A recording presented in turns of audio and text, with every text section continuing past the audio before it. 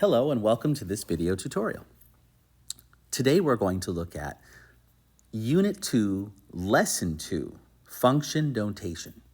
Please remember to pause or rewind the video as needed. We're going to be looking at the fluency section, the application section, and the reasoning. Let's get going. It would be wise to have a calculator tab opened up so that you can practice these along with me. It's better that you practice with me than simply copying what I do. You'll get more out of the experience. Number one, given the function f defined by the formula f of x equals 2x plus 1. Well, what this means is if we have a number, that's going to be our input. And we're going to put it everywhere we see an x. Now, there's only one x there. So in this case, f of 4, we would say 2 times 4 plus 1, which is 8 plus 1, or 9. So this is a matter of making sure that you substitute the input numbers correctly, do the order of operations, your PEMDAS, correctly, okay, and then get the correct output. Okay, let's go through the remaining ones. F of negative 5 would be 2 times negative 5 plus 1. That would be negative 10 plus 1, or negative 9.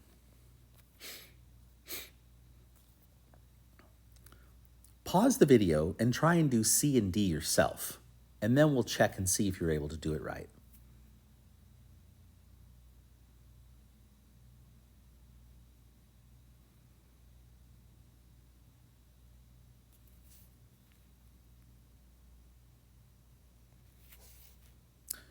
Okay, let's check and see how you did. F of 0 would be 2 times 0 plus 1. Well, 2 times 0 is 0, plus 1 is 1.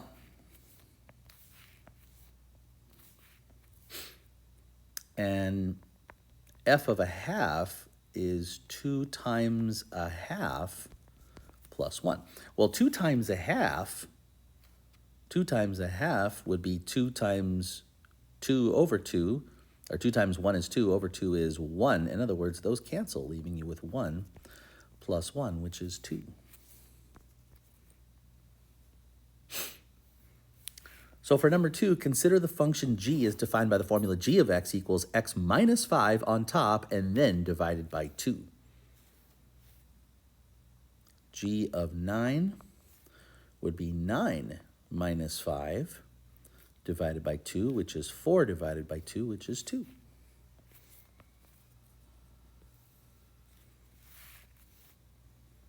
G of 0 would be 0 minus 5 divided by 2, negative 5 divided by 2. Now, I'm okay if you leave it as negative 5 divided by 2. You could also turn this into a decimal, which would be negative 2.5, negative 2.5. Or you could write it as a mixed number, negative 2.5 that way too.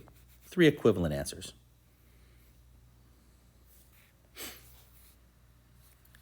Take a moment and pause the video and try and do C and D yourself, and we'll check and see if you did it right.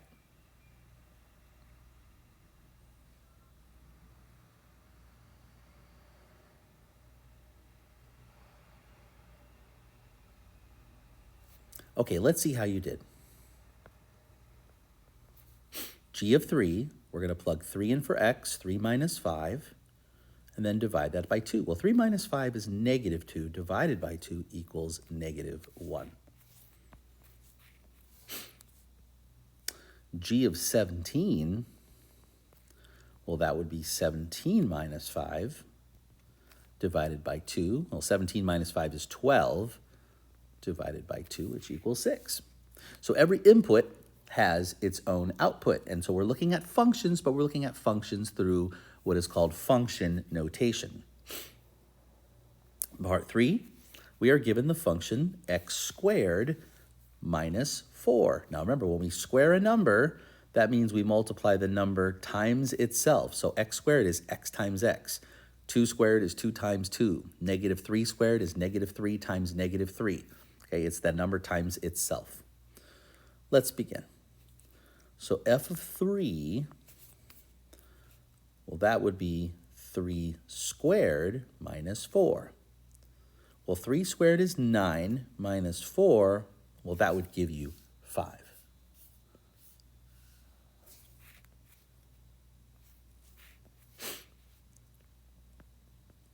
F of negative 4 would be negative 4 squared minus 4. Well, negative 4 squared is negative 4 times negative 4, which would be positive 16.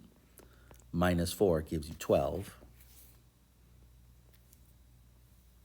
Pause the video for a moment and see if you can try and do C and D correct yourself.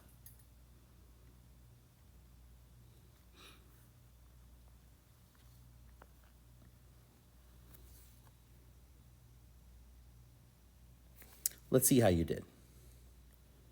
F of 0 would be 0 squared minus 4. Well, 0 squared is 0, and minus 4 leaves you, well, with minus 4. F of negative 2, well, that would be negative 2 squared minus 4. Now, negative 2 squared, you got to think for a second. Negative 2 squared is negative 2 times negative 2, negative 2 times itself, which would be 4, positive 4, minus the 4 equals 0.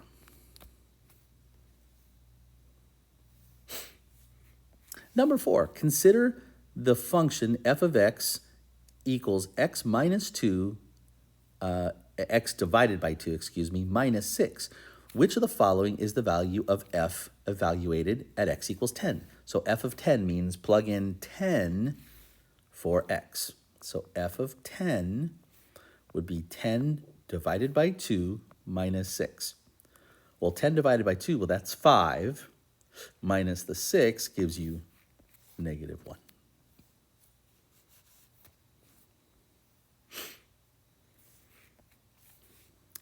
So if the function f of x is 2x minus 3 and the function g of x is 3/2 x plus 1, which of the following is a true statement?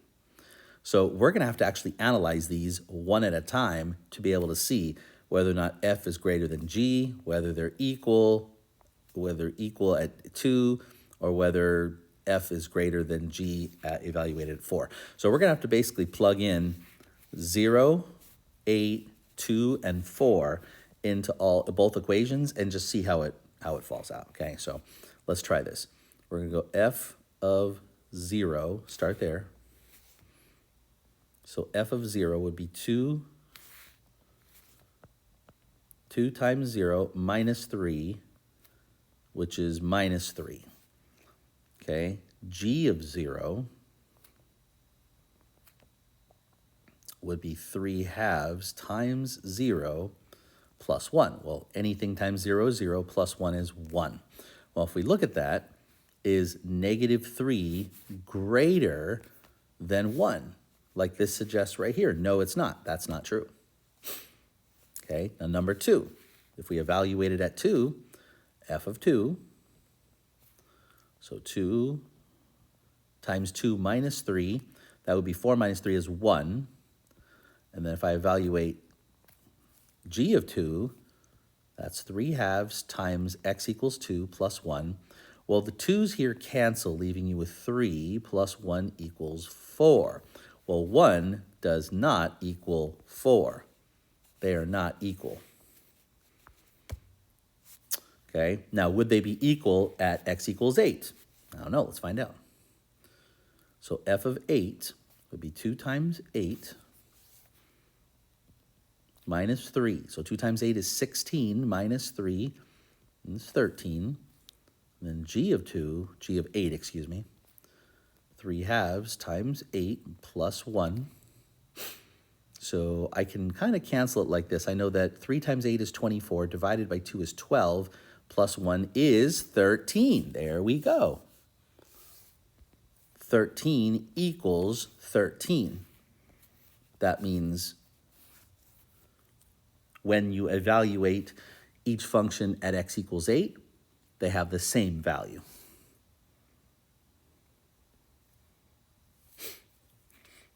Number 6. Based on the graph of the file y equals g of x as shown below, answer the following questions. Evaluate each of the following, illustrate the points on the graph. So what is the value? The value of the function means what is the y value? These are the x values. What is the y value?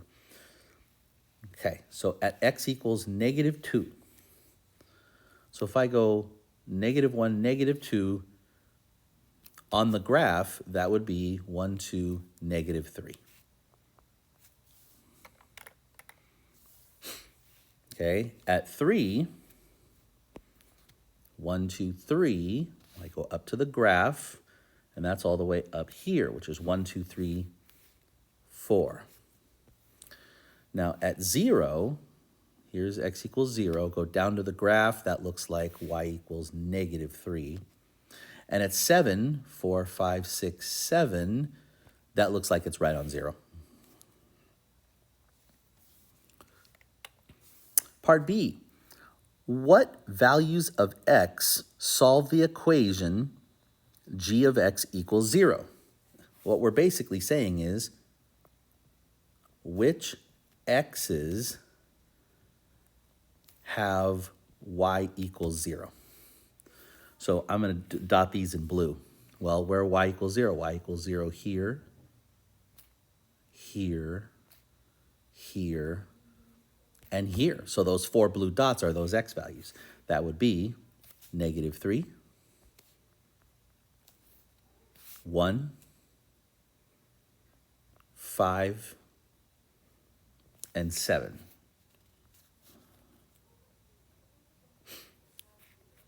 How many values of x solve the equation g of x equals 2? So now we're looking at where y equals 2.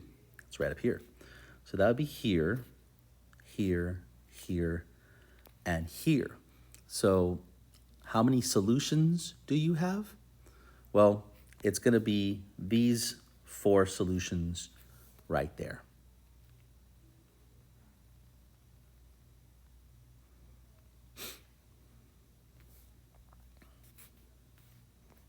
There are 4 solutions.